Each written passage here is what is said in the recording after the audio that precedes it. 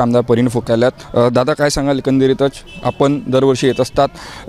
19 August 2022मध्ये जेव्हा शिंदे यांनी महायुतीसोबत आली त्यावेळेसुद्धा तुम्ही आले, तर काय ऊर्जा घेऊन एका अर्थाने आपण आपल्या विधानसभा क्षेत्रात कार्य करतो? आम्ही तसं तर नेहमी इथे येत असतो। मी नागपूरलाच राहतो म्हणून या ऊर्जास्थानावर इथे प्रेरणास्थानावर नेहमी आम्ही इथे जो श्रद्धास्थानावर इथे नेहमी येत असतो।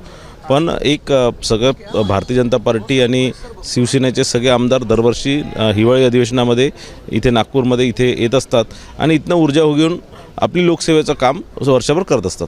100 वर्ष यंदा संघाला होत आहे आणि संघ जर बघितलं तर विविध क्षेत्रात जे आहे ते काम करत असते।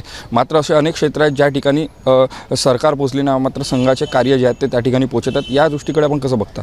निश्चितच संघ आज 100 वर्ष झाले सातत्याने लोकसेवेचं काम करत आहे। शेवटच्या घटकापर्यंत मदत पोहोचवण्याचा, शेवटच्या घटकाला मुख्य प्रवाहासोबत आणण्याचं अनेक वर्षापासून काम करतात आहे आणि ज्या प्रामाणिकपणे ज्या डेडिकेशनने संघाचा स्वयंसेवक काम करतो, निश्चितच जिथे सरकार पोहोचले, जिथे दुसरं कोणी नाही पोहोचू शकत तिथे संघाचा स्वयंसेवक पोहोचतो।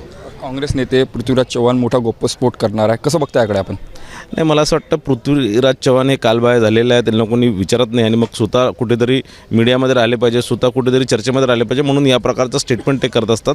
त्यांचा मला असं वाटत नाही त्यांच्या काही स्टेटमेंटला किंवा त्यांच्या म्हणण्याला काही अर्थ राहिलेला आहे। आपण जर बघितलं असेल तर मागील वेळी जे आहे ते ज्या विधानसभा क्षेत्रातून तुम्ही येतात तसे राजू कारेमोरे असतील किंवा राजकुमार बोडोलेसुद्धा आले होते। यंदा जर बघितलं तर राष्ट्रवादीचे कुठल्या आमदारांनी कुठल्या नेत्यांनी सुद्धा आलेले नाहीत, याकडे कसं बघता आपण?